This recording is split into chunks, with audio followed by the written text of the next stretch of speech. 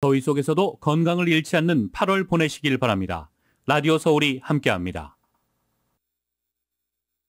강혜신의 오늘의 미국.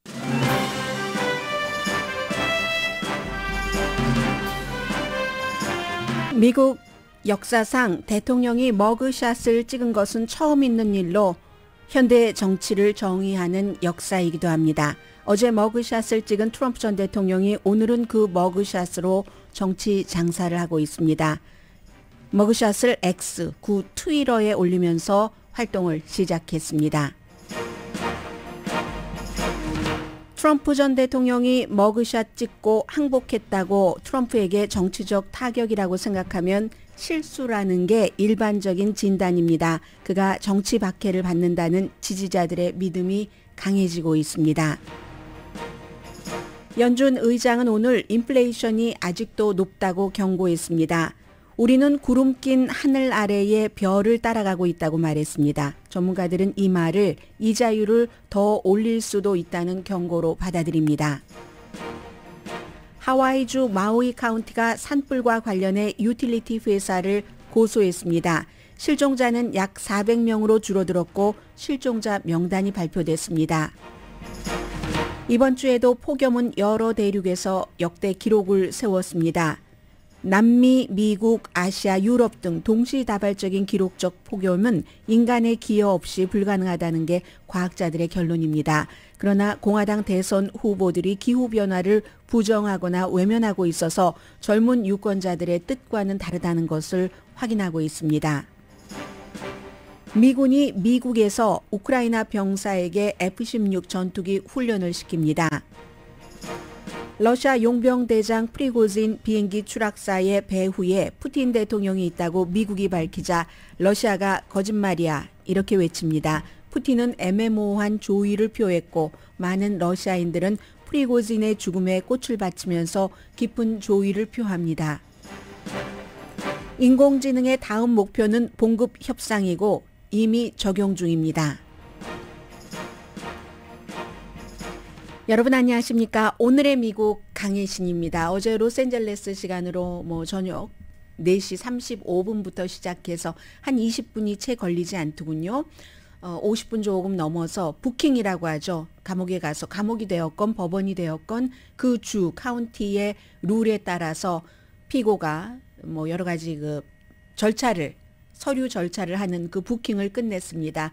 부킹에 지문 채취가 있었고 머그샷을 찍었습니다. 머그샷이라는 게 시대를 정의합니다. 오늘 금요일이기도 하고요. 오늘 여러분들께 여러 가지 뉴스가 지금부터 끝날 때까지 있지만 물론 중간중간 모든 뉴스들이 여러분들께서 좀 들으셨으면 좋겠다. 이미 알고 계시는 것은 다시 한번 확인을 하시면서 더 깊게 다져가면서 그런 뜻으로 준비를 하는데 오늘은 하나만 기억하신다면 이 머그샷의 시대적인 그 정의와 트럼프 전 대통령에게는 미국에는 이 머그샷이 어떤 방향으로 이제 펼쳐나가질까 이 한 가지를 좀 아셨으면 좋겠다 생각하면서 준비했습니다. 공식적으로는 경찰 사진이죠. 경찰 사진인데 사진이라는 것이 발명이 되고 나서 이제 조금 뒤부터 이 머그샷이 시작이 됐는데 처음에 목표는 당연히 이제 피해자에게 지금 이 경우는 피의자잖아요. 머그샷을 찍는 사람이 용의자 피의자인데 피해자에게 그 예전에 1800년부터 시작을 했으니까 이 사람 맞습니까? 하고 확인하기 위한 과정으로 찍었고 지금이야 이제 그 범죄인들 기록도 하고 여러 가지 경찰의 그 관리상 필요한 게 머그샷입니다. 공공 기록이기도 하고요. 말씀드린 대로 1840년대에 시작이 됐는데 88년도까지는 크게 퍼지지 않았습니다. 그래서 1872년도에 미국의 18대 대통령 율리시스 그랜트 대통령이 워싱턴에서 타벅타벅 마차를 타고 갔죠. 이 사람이 장군 출신이잖아요. 말 속도 내고 타는 것 엄청 좋아했습니다. 그래서 한 번 정도는 경찰에서 봐줬는데 또다시 터벅터벅 대통령인 줄도 알아봤고요. 18대 대통령이 속도 위반인 겁니다. 그때는 포드의 자동차가 시중에 나오기 전이었으니까 대통령이 찬 마차가 그래서 경찰이 티켓을 끊었잖아요. 해서 그 그랜트 대통령이 이런저런 변명을 하면서 내 말이 뭐 순종이기 때문에 말을 듣는다 듣지 않는다 하다가 경찰서에 갔습니다. 갔는데 당시에는 머그샷을 못 찍었죠. 이게 보편화되지 않았기 때문에 한 10년 뒤부터 1880년대 훨씬 후반부터 시작이 됐기 때문에 그리하여 경찰에 체포되긴 했지만 머그샷을 찍지 않은 18대 대통령 이후에 쭉 한 번도 이런 일이 없다가 45대 대통령이 어제 머그샷을 찍었습니다. 여러분들 많이 보셨을 거예요. 지금 다시 트위터, 옛날 트위터 X에 돌아온 트럼프 전 대통령이 자랑스럽게 그 머그샷을 올렸기 때문에 저는 굉장히 무서웠거든요. 그렇게 찍었겠죠. 의도하고. 아무튼 이리하여 45대 대통령이 머그샷을 찍었습니다. 제가 시대정신이라고 말씀드리는 것은요. 인사 좀 드려야 되겠네요. 라스베가스에서 살고 계시는 분들 안녕하세요. 저희 라디오 서울 방송 많이 들어주신다면서요. 저희도 늘 라스베가스, 네바다주 살고 계시는 여러분들을 생각하면서 방송을 합니다. 벅시 시걸이라는 주이시 그 맙스터죠. 조직 폭력배. 1928년도에 머그샷이 아주 유명했습니다. 그 당시에도 이 사람이 젊어서요. 중졸모 쓰고 굉장히 포로제닉한 사람이죠. 그렇게 머그샷을 찍었습니다. 금주령 때도 무슨 회사를 만들어서 여러 가지를 했고 여러분들께서 잘 알고 계시는 라스베가스 스트립 있죠? 이 라스베가스 스트립을 바로 조직폭력배가 만들었습니다. 벅시 시걸이. 벅시라고 불리는 것을 좋아하진 않았지만 어쨌든 그게 이제 제일 처음에 그 뒤에 뭐 알카포네도 하고 했지만 그리고 나서 그 거의 50년 뒤인 1976년도에 아주 우아한 차림의 락스타 데이빗 보위가 마약 소지 혐의로 머그샷을 찍었죠. 그때는 옷은 아주 우아하게 입었지만 그 사람의 눈빛은 다 풀려 있었습니다. 죽은 눈빛이었습니다. 이게 또 시대 정신을 얘기하죠. 1920년대 금주령이 있었던 그때와 70년대 팝 문화를 얘기를 합니다. 제니스 조플린도 너무 말을 함부로 하고 외설적인 말 등등으로 체포가 돼서 머그샷을 찍었습니다. 그리고 대중문화의 아주 스타인 제인 폰다 같은 사람은 시위하다가 머그샷을 찍었고 시위할 때 뭐 마약을 갖고 있었어 했는데 나중에 알고 보니까 그건 비타민이었고요. 시위했기 때문에 체포된 겁니다. 프랭크 시나트라 같은 그 매력적인 가수는 여성을 침대로 유혹했다는 그런 일로 머그샷을 찍었고 그리고는 좀 더 노블한 숭고한 로자 박스 여사, 마틴 루터 킹 주니어 이런 사람들도 머그샷을 찍었습니다.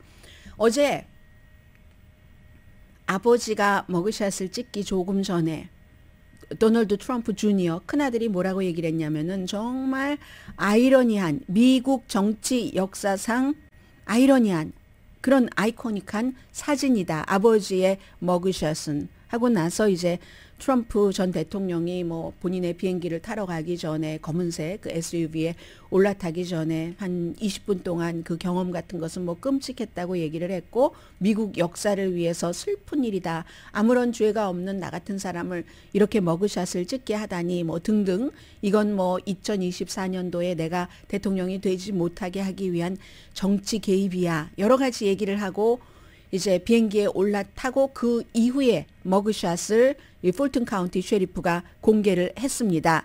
그런데 과연 그 모습, 카메라를 아주 노려보는 그 모습이 굉장히 무서웠습니다. 이 트럼프 전 대통령이 여러 가지 모습을 다 연출할 수 있었을진데 지금까지는 이제 머그샷 가운데서 가장 유명한 머그샷은 도널드 제이 트럼프 전 대통령의 머그샷이 되겠죠. 지난번에는 3번 기소가 됐어도 지난 5개월 사이에 4번째잖아요.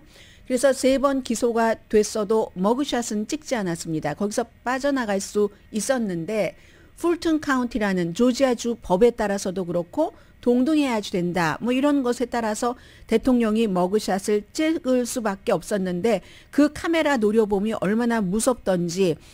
그러면 시대정신이라고 말씀드렸는데 조직 폭력배도 아니고 라스베가스 스트립을 개발한 팝스타도 아니고 무슨 민권 운동가도 아니고 이 머그샷을 어떻게 볼 것인가. 분명히 보는 사람에 따라서 야 트럼프 전 대통령 위대해. 나를 위해서 용감하게 썩은 물을 워싱턴에서 빼려고 싸우다가 저렇게 그냥 마녀 사냥으로 잡혀서 머그샷을 찍는 거잖아 라고 얘기하는 사람들이 많을 것이고, 그러나 반대로 정말 미국 창피하다. 대통령이 어떻게 하면 저렇게 머그샷까지 찍을 수 있는 시대가 됐는가. 보는 사람에 따라서 굉장히 달라질 것이라고 생각이 됩니다.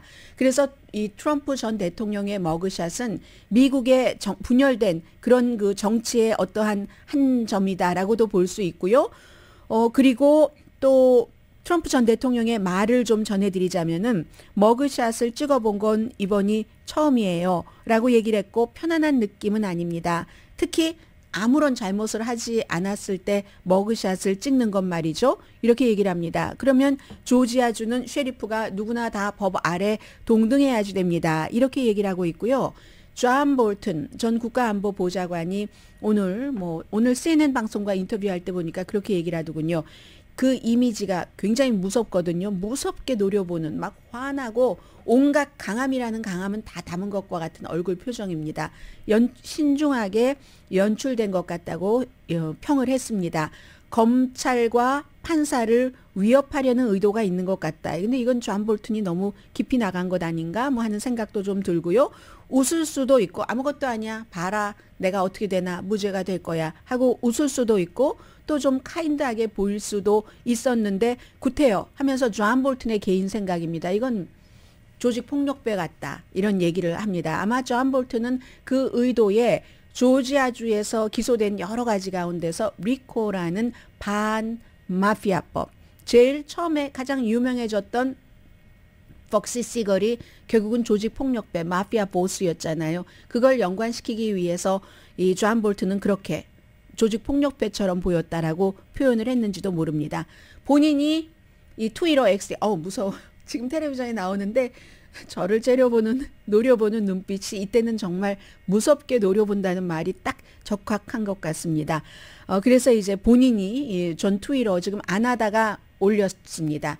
아주 여러 가지를 잘 할 수 있는 사람이에요. 그동안 계속 지켜봤겠죠.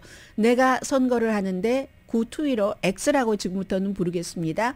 X 활동을 하는 것이 도움이 될까 안 될까를 계산하다가 도움이 된다고 판단을 한 것이겠죠. 다른 여러 가지 조금의 제약이 있다 할지라도 그러면 처음에 첫 스타트를 아주 잘하는 게 중요하잖아요.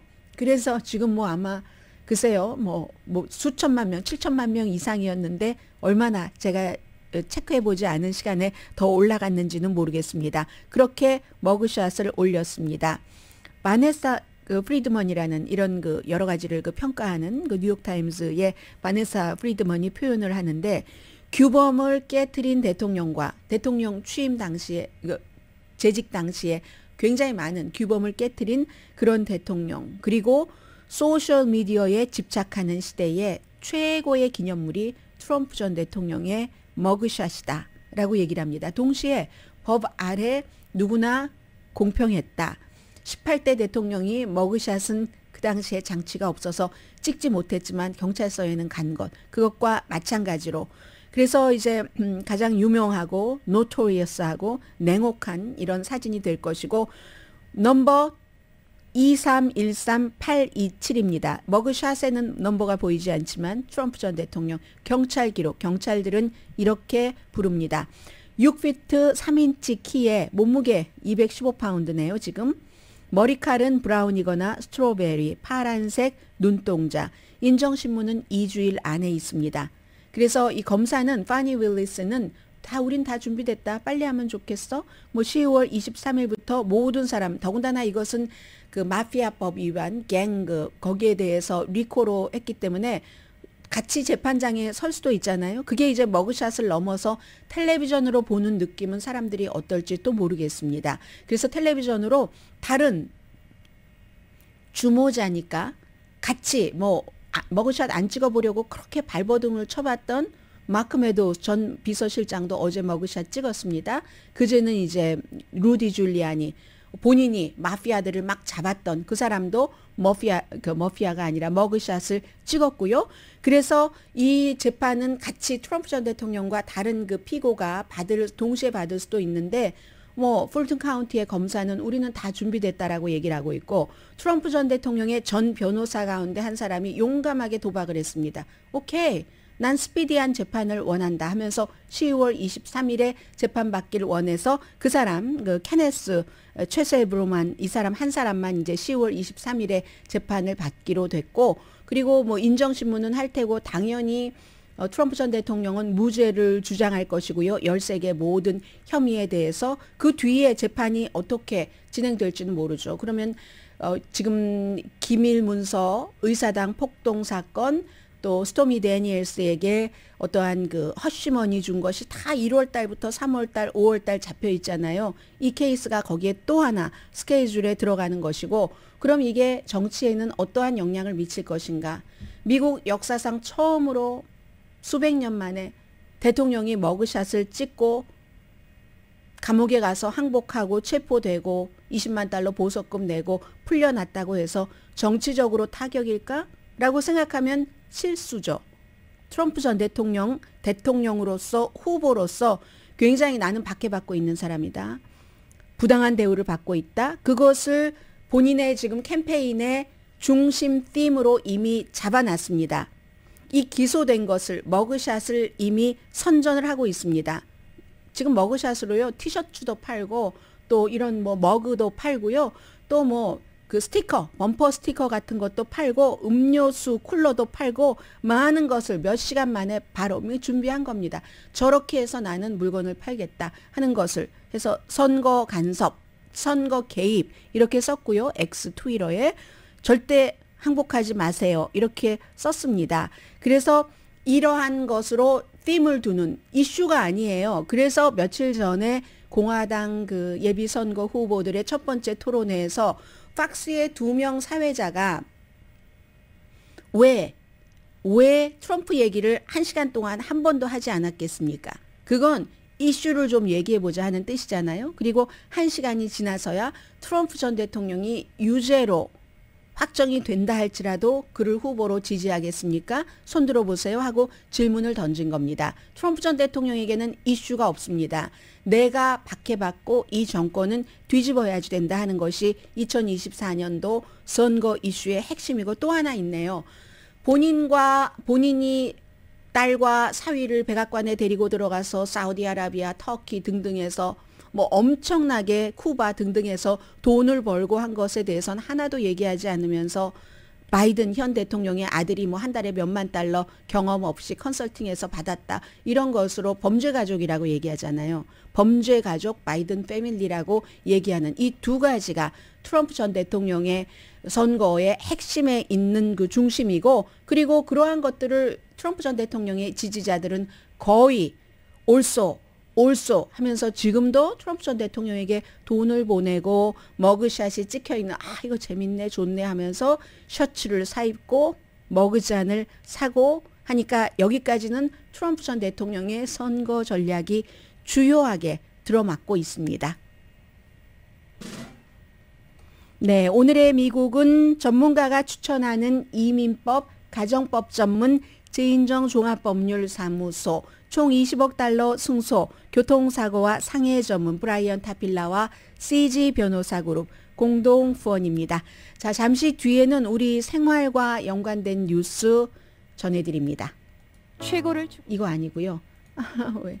리처드 호프만 아닌가요? 제일 처음에?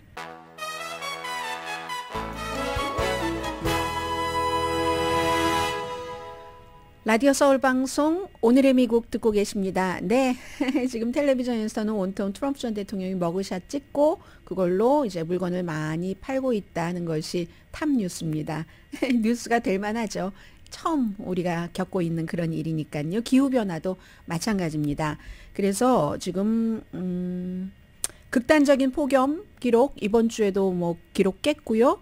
북반구 가장 더운 여름 해수면도 마찬가지고 북반구만 그런가요? 지금 적도 인근 뭐 브라질이라든가 그 옆에 아래 볼리비아 같은 데도 엄청 덥다고 하거든요. 볼리비아 지금 겨울이에요.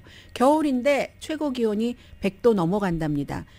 이거는 정말 이상 중에서도 보통 이상인 게 아니죠. 날씨가 치명적으로 예를 들어서 로스앤젤레스에서 100도 넘는다 하면 그렇지만 겨울에 100도가 넘는다 하면은 이건 또 문제가 조금 달라지잖아요. 그 사람의 리듬이 그쪽에 또 적응이 돼 있기 때문에 그 시기에는 해서 날씨가 치명적이라고 하는 것은 더군다나 낮에도 너무 숨쉬기 힘들 정도로 덥고 밤에도 안정되지 않고 이게 장기간 얼마 전에 그 텍사스를 그 출장 갔다 온 친구가 있는데 그 친구가 얘기를 하는데 너무너무 더워서 야, 캘리포니아가 아무리 이 주변이 더럽고 뭐 비싸고 여러 가지 문제가 많아도 캘리포니아에 살아야지 안 되겠다라고 얘기를 하던데요. 그 정도로 미국의 여러 주에서 이번 주에도 115도에서 125도까지 시카고가 어제 120도였다고 하거든요. 그런데 시카고는 2001년 이후 2001년인지 2011년인지 이후 100도 넘은 게 처음이랍니다. 시카고 지금 기온이 대강 어느 정도가 되는지 짐작을 하시잖아요. 뉴올리언스도 마찬가지고요. 루이지아나주 최고 기록 수요일에 102도 사상 최고 기록이랍니다. 루이지아나주도 전체적으로 굉장히 올 여름에 더웠습니다. 그러면 미국만 그런 게 아니라 어디 가나 요즘 다 마찬가지예요. 프랑스, 스페인, 뭐 스위스, 볼리비아 좀 전에 말씀드렸고 일본도 한국은 안 더웠습니까? 엄청 더웠죠. 뭐 물폭탄도 많이 있었고 2003년도에 유럽은 한번 더웠었는데 그 이후에 그 기록 지금 다 깼습니다. 프랑스도 덥고요. 프랑스는 또 오래된 아파트가 많고 굉장히 작고 냉장고도 작고 하니까 힘들었겠네요. 스위스 제네바도 어제 뭐 102.7도 8월 달에 기록이라고 하거든요. 일본은 어떻습니까? 일본 하면은 삿포로가 97.3도 여긴 또 섭씨로 말씀드려야죠. 36.3도. 홋카이도가 학교가 더워서 휴교한 게 역사상 처음이라고 하거든요. 근데 홋카이도가 스키 타는 데잖아요. 그래서 뭐 동계 올림픽도 열렸었는데요. 70년대에 72년이네요. 그러니까는 이게 미국만 폭염이 아니고 뭐 유럽 뭐 다 남미, 볼리비아 마찬가지라는 얘기잖아요. 남아메리카는 지금 겨울철인데 남아메리카가 그쪽에서 오신 분들이 많으시니까 잘 알고 계시잖아요. 5월부터 8월까지가 우리가 살고 있는 지구가 이렇게 달라요. 이 북쪽이냐 남쪽이냐에 따라서 미국 따라서 쭉 남쪽으로 가면 남미가 5월부터 8월 달까지 겨울이잖아요. 겨울의 온도가 이게 113도라는 게 이게 말이 됩니까? 42도입니다. 이런 모든 것들이 또 하나 중요한 것은 동시다발적으로 지금 아시아 들어갔죠. 미국, 남미, 유럽 다 들어갔잖아요. 동시다발적으로 여러 연구 결과 인간의 기여 없이 나쁜 기여죠. 이때는 막 화석연료 막 떼고 하는 이것 없이는 막 나무 막 뽑고 이렇게 되기는 불가능하다. 그런데 이게 너무 갑자기 어느 순간에 확 온 것 같아요. 그동안 정말 살짝 막 이렇게 젖어오던 것이 확 터진 것 같이 보입니다. 그리고 하와이 산불도 예상하지 못했었던 거잖아요. 하와이에서는 지금 마우이 카운티가 유틸리티 회사를 고소했습니다. 하와이안 일렉트릭 컴퍼니를. 지난번에 말씀드린 것처럼 처음에 비디오 나왔을 때 막 바람이 엄청 불 때 전선에서 뭔가 전선이 떨어지고 불꽃이 그 산에 딱 붙어서 불이 쫙 번졌다 하는 얘기잖아요.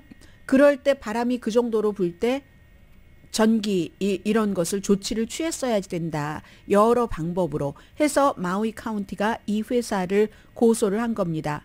파워라인 끄는 것에 실패를 했다는 거죠. 하와이안 일렉트릭 컴퍼니가. 그러니까 이제 일렉트릭 컴퍼니 같은 경우는 송전선, 이 송전과 관련된 모든 장비들 있잖아요. 전신주를 포함을 해서 그런 것을 아주 적절하게 유지하고 수리하고 해야지 된다는 겁니다. 전봇대가 여기 있으면 전봇대에서부터 저 나무까지의 거리, 이게 이제 바람이 불 때 어떻게까지 가는가, 불꽃이 튀는가 튀지 않는가, 이것도 사실은 예전에 해놓은 것이기 때문에 이렇게 급작스러운 변고라고 할 수 있는 것을 우리가 예측하기는 인간으로서 불가항력이었다. 재판에 들어가면 이런 얘기를 하와이안 일렉트릭 컴퍼니가 하겠죠.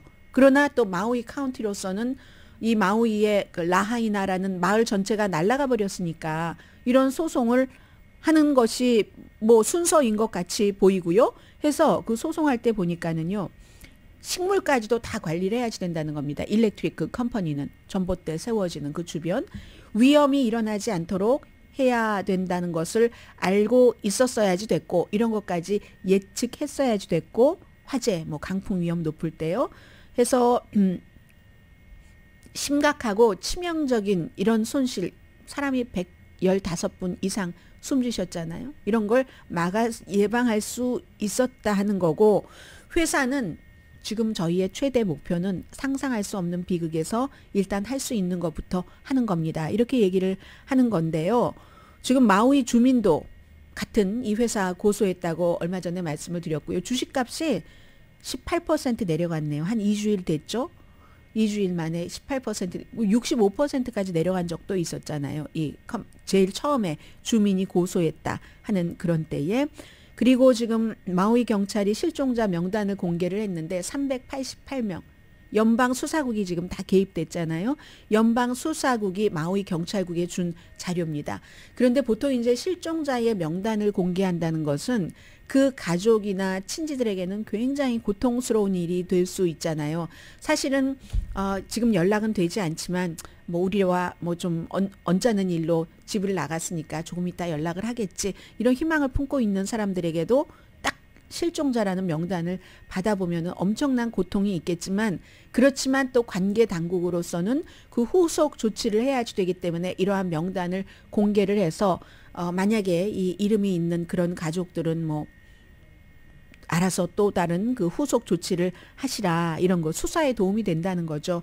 그래서 사랑하는 사람들 굉장히 고통스러울 것은 알지만 해야지 되는 일이기 때문에 했다 하는 거고요. 지금 손상액이 55억 달러 손해액이 그 정도가 될 것으로 보이지만 더 뭐 늘어날 수도 있고요. 연방 재해청이 이건 이제 대강 추산을 해보는 겁니다. 그리고 미러클 집이라고 얼마 전에 말씀드린 지붕이 빨간 색깔, 주변은 다 탔는데 있는, 여기는 이 미러클 집의 주인이 뭔가 이 화재와 관련돼서 의미 있는 일을 하는 그런 그 장소로 저희 집을, 미러클 그 하우스를 쓰겠습니다, 이런 얘기를 했습니다.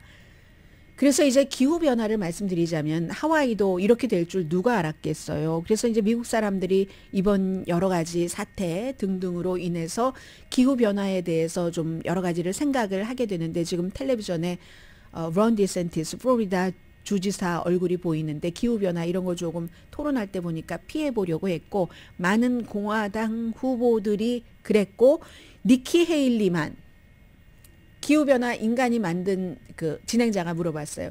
기후변화가 인간이 만들어진 이런 것도 기후변화에 영향을 준다고 믿으십니까? 손 들어보세요. 이러니까는 니키 헤일리가 가장 확실하게 답을 했거든요. 네, 맞습니다. 그런데 또 하나가 있습니다. 니키 헤일리도 미국 얘기를 하지 않았어요. 인도나 중국 때문이다, 이렇게 얘기를 하거든요. 맞습니다. 인도나 중국이 세계에서 미국과는 비교할 수 없을 정도로 인구가 많습니다. 인구 넘버 1, 넘버 2 국가입니다. 그리고 산업도 미국보다 훨씬 조금 후진, 미국이 했었던 거, 미국이 이미 다 넘어온 것을 아직도 하고 있는 것이 많기 때문에 어떤 오염 배출량이 미국보다 국가 단위로는 중국과 인도가 훨씬 많습니다. 그러나요, 1인당 이런 오염 배출률은 지금도 중국이나 인도보다 미국이 훨씬 많습니다. 그러면 미국도 책임이 있는 거잖아요. 그러니까 니키 헤일리의 그 말도 완전히 용감한 말은 아니었다라는 거. 니키 헤일리가 그렇게 말했을 때 굉장히 박수를 많이 쳤었거든요. 그리고 가장 지금 인기 있는 떠오르는 공화당의 스타 라마스와미는 노노노노노노, 기후변화 그거 가짜야, 혹스야, 무슨 기후변화가 있어, 이렇게 얘기를 하고 있죠. 그런데 오늘 아침에 이 부분에 대해서는 특히 NPR 방송이 자세히 보도를 했거든요. 공화당에도 젊은 세대가 있잖아요. 그리고 요즘은 젊은이들 가운데서 보수 굉장히 늘어나고 있거든요. 고등학교에서도 그렇고 대학교에서도 그렇고. 그런데 이 젊은이들은 다른 것은 뭐 보수의 시각 간다고 할지라도 기후변화에 대해서는 이 나이든 세대와는 영 딴판입니다. 굉장히 중요하게 생각합니다. 그래서 젊은 세대들은 공화당이 기후변화 이 이슈를 위에 올려주기를 원하죠. 그런데 공화당은 말하고 싶지 않은 거예요. 트럼프 전 대통령부터 아주 너무 오랜 동안 혹스야, 가짜야, 민주당이 그냥 해보는 얘기야, 이렇게 얘기를 했기 때문에 지금 당하고 있으면서도, 그러니까 지금은 말을 조금 안 하죠. 뒤로 피하고. 이럴 때 만약에 선거가 굉장히 이렇게 초박빙이었다고 생각을 해보면 초박빙일 가능성이 높다고 보고 있잖아요. 지금 바이든 대 트럼프 전 대통령으로 보고 특히 격전지에서도 지금 초박빙이 될 것이다라고 보는데 초박빙일 때는요. 어느 그룹의 이제 그 유권자들이 어느 정도만 나와도 굉장한 영향력을 미치는 겁니다. 공화당의 유권자들이 기후변화를 제일 중요하다고 생각하는 그런 젊은 세대들이 많습니다. 나가서 이거 트럼프는 아니지 라고 생각을 한다면 문제는 달라지는 거죠. 본선거에서. 지금 이 점을 낙태와 더불어서 낙태는 또 여성이라는 그 마켓이 있잖아요. 유권자 마켓이. 그래서 그렇게 중요한 것이고 이게 이제 시간이 지나면서 어떻게 변할지 잘 모르겠고요. 이 라마스와미라는 비벡 라마스와미라는 38살의 인도계 둘 다 인도계네요. 니키 헤일리 엄마 아빠가 인도 파키스탄계 이 라마스와미는 전부 인도계이고 이 사람은 기후변화만 혹시야 이렇게 얘기하는 게 아니라 젊은 사람인데 굉장히 젊은 사람들과는 다른 이슈를 가지고 나와서 공화당에서 인기를 끌고 있거든요. 낙태는 본인이 주정부 차원에서 해야지 된다. 전국적인 차원은 아니고 그런데 그래서 주정부로서는 6주일 이상 되면 낙태는 금지해야지 된다. 이건 살인이야 살인. 38살 젊은이가 그렇게 얘기를 하고요. 투표하는 나이는 오히려 올려야지 된다고 얘기를 합니다. 25살로. 특별하게 나라에 너무 기여를 한 뭐 6개월 이상 군복무를 했다던가 아니면 무슨 응급구조원을 했다던가 이런 사람 아니면 25살로 올려야지 되고 미국 회사가 중국과 사업을 금지해야지 되고 우크라이나는 러시아의 영토를 양보해야지 된다. 이게 라마스와미의 주장입니다. 그래서 인기예요. 공화당 사이에서는. 연방수사국은 폐지해야지 된다고 하고요. 9.11 막 국가가 개입했다는 음모론 막 퍼뜨리고 이러다가 이건 좀 아닌 것 같아 하니까 살짝 물러나기도 하고 굉장히 젊은 사람답지 않은 의견을 가지고 나와서 트럼프 전 대통령 빼고는 현재로서는 라마스와미의 인기도가 확확 올라가고 있는 공화당의 모습입니다. 잠시 뒤에 경제와 이자율과 연관된 그리고 추세 전해드립니다.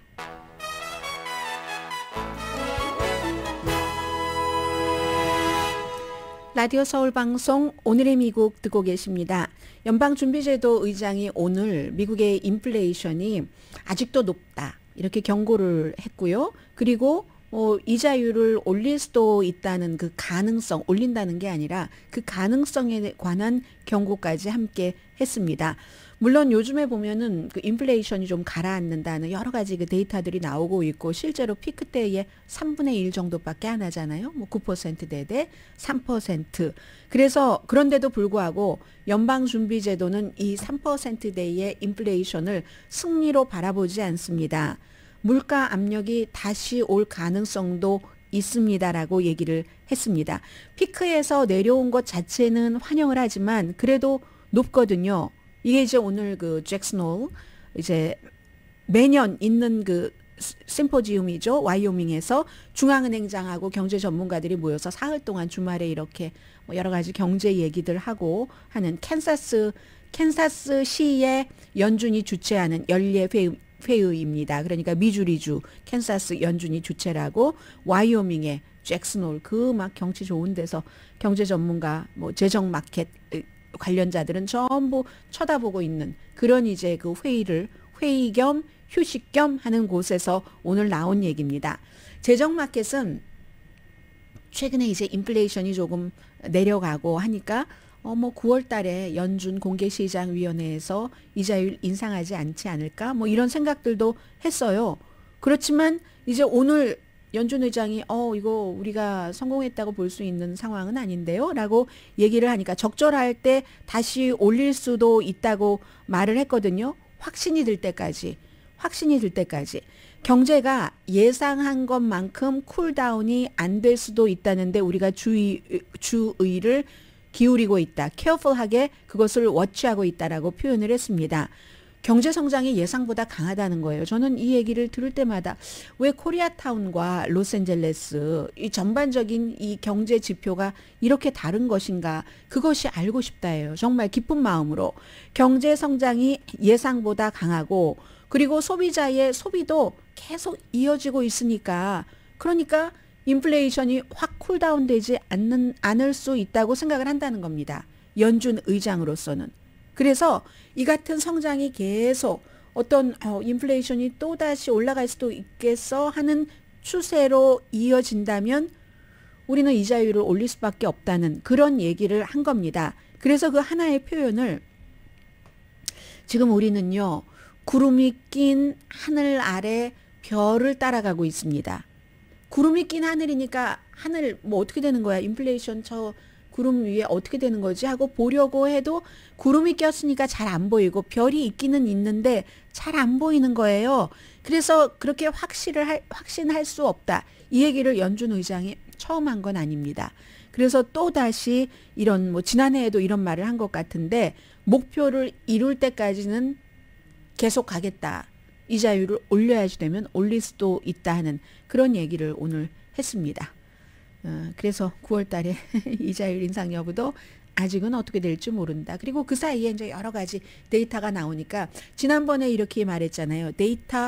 데이터별로 그 나올 때마다 그때마다 이렇게 레이어드해서 결정을 하겠다. 결정을 할 시점이 오면은 이런 얘기를 했고요. 그게 이제 재정마켓에서는 오늘 제일 쳐다봤었던 얘기가 될 것 같고 인공지능의 다음 타겟은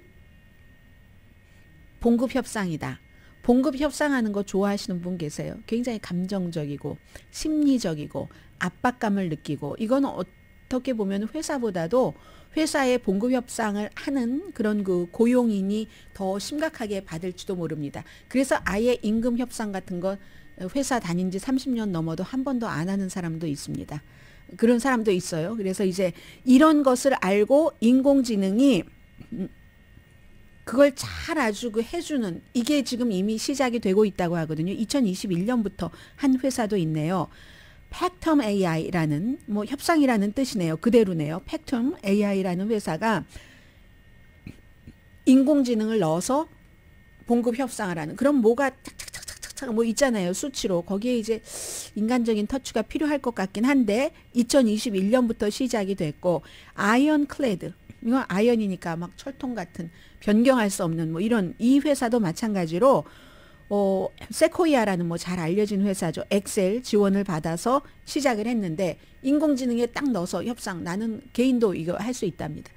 나는 얼마를 지금 이 우리 회사에 여기서 얼마를 더 달라고 해야지 돼? 회사도 우리 봉급 책정을 어떻게 해야지 돼? 하는 것을 한다는 얘기입니다. 협상을 돈 갖고 협상을 즐기는 사람이 제가 악시오스의 보도를 보고 전해드리는데 거의 없다고 했는데 거의 없지는 않을 것 같아요. 협상 즐기는 사람도 있던데요. 뭐 보면은 트럼프 전 대통령 같은 사람도 협상을 즐기잖아요. 아무튼 봉급 협상을 즐기는 사람이 많지 않은 것은 사실인 것 같습니다. 그런데 이렇게 인공지능을 넣어서 봉급 협상을 하면은요, 매니저가 갖고 있는 편견을 없앤다는 겁니다. 사람은 사람이기 때문에 특별히 코드가 맞고 특별히 예쁜 사람이 있어요. 그 특별히 예쁜 사람이 하는 일은 다 예뻐 보이고 말도 다 옳은 것 같이 보이고 하잖아요. 인공지능을 거기다 집어넣으면 그걸 인공지능이 없애준다는 얘기입니다. 그리고 남녀 차이가 있겠죠. 원래 남자들이 협상하는 것을 훨씬 즐기잖아요. 여자들은 그거 뭐 얼마를 올려봤자 하고 또 얼굴을 붉히고 뭐 이렇게 해야지 되나 하고 그냥 안 하고 말겠어 하고 봉급을 덜 받으면 마음이 편해. 그게 더 좋은 거야. 그것도 뭐 올려받은 거야. 이렇게 생각하는 여성들이 많은데 비해서 남성들은 내가 왜 손해를 봐야 돼? 이건 지는 거야 하면서 끝까지 하잖아요. 이런 것을 없앨 수도 있다고 하니까 이거 여성에게 조금 유리하네요. 그리고 양측의 협상이 가능하게 매듭질 수 있는 가능성을 높인다. 감정을 뺐으니까. 매니저가 편견적인 마음을 갖고 있는 것을 뺐으니까. 그리고도 또 뭐가 있냐면 이런 인공지능은 정말 똑똑한 컴퓨터는 24시간 일을 하기 때문에 그걸 계속 업데이트를 할 수가 있다는 점이죠. 그래서 미국 교사협회도 제 마음에 드는 얘기를 여기서 하고 있네요. 보조 역할로 그런 것을 쓰는 게 맞다 하는데 얼마 전에 일주일 아직 안 됐습니까? 일주일 됐나요? 제가 USC의 홍영권 교수와 함께 이 인공지능에 대해서 인터뷰를 했잖아요. 또 저희 회사도 개입된 일이기도 하고 그래서 10월 7일부터 인공지능이 모든 것을 지금 다 이끌어가는 겁니다. 그래서 그 인공지능을 처음에 누군가가 지금은 이제 시작 단계이기 때문에 특히 젊은 세대일수록 처음부터 관심을 가지고 간다면 다른 사람보다 훨씬 거기에 다가갈 수가 있죠. 뭐 전문가가 되는 일도 있고 아주 세련되게 사용을 할 수 있는 어드밴스드 유저가 될 수도 있고 그런 것을 하잖아요. 거기서도 많은 얘기를 할 것 같습니다. 아무튼 인공지능이 여기까지 와서 홍 박사님이 해주신 얘기가 그거잖아요. 앞으로는 인간지능만 가지고는 못 살아간다. 인간지능에 인공지능이 합쳐져야지 모든 분야에서 뒤처지지 않을 수 있다. 도태되지 않을 수 있다. 이건 사느냐 죽느냐의 문제라고 했잖아요. 자세한 내용은 뭐 한국일보의 인공지능 워크숍 배너를 클릭하시거나 아니면 인공지능 약자가 이제 AI라는 것은 전부 알고 계시죠? Artificial Intelligence, AI and 그리고 할 때 AND mind.com AI and mind.com으로 들어가시면 그 인공지능에 관한 많은 그 홍 박사님 뭐 워크숍 하는 것 아실 수 있고요. 그래서 뒤처지지 않으시기 바랍니다. 자, 잠시 뒤에 뵙겠습니다.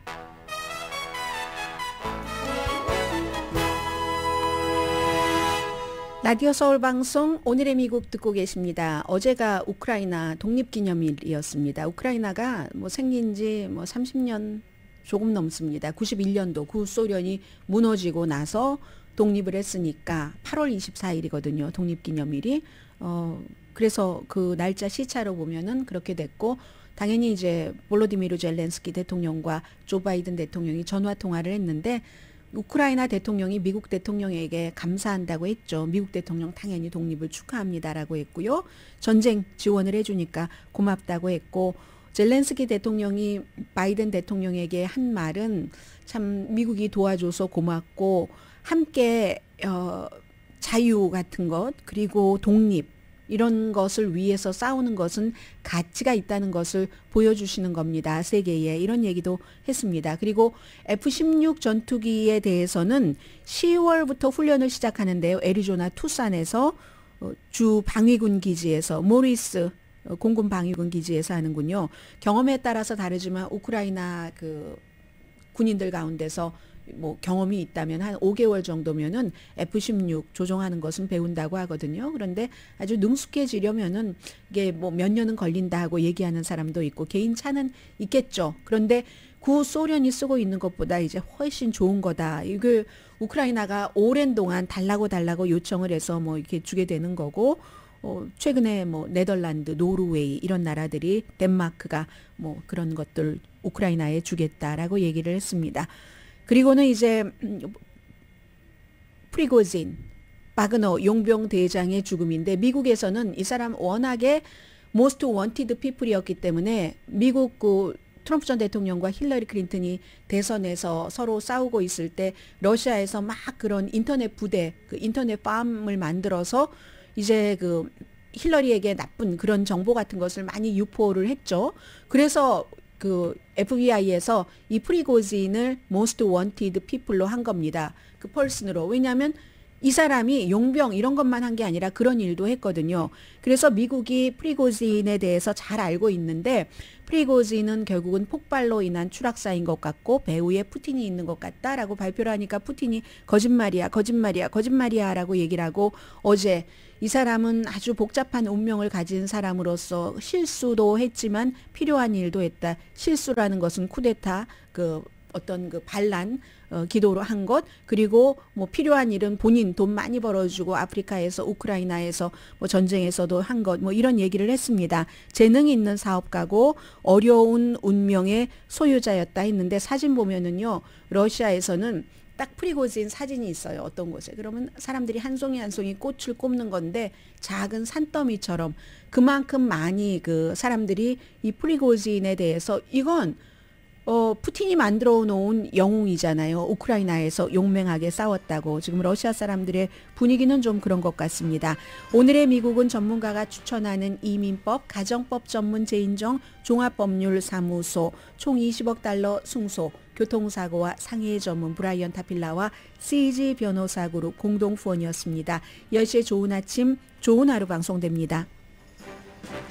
참 사람이 운명이 며칠을 모르는 거예요. 이 프리고진이 다른 그 용병을 관리하기 위해서 뭐 다른 용병도 있고 하니까 아프리카에 갔다가 수요일 며칠 만에 이 모스크바로 오고 이 조국에 와서 이렇게 숨진 거잖아요. 강혜신이었습니다.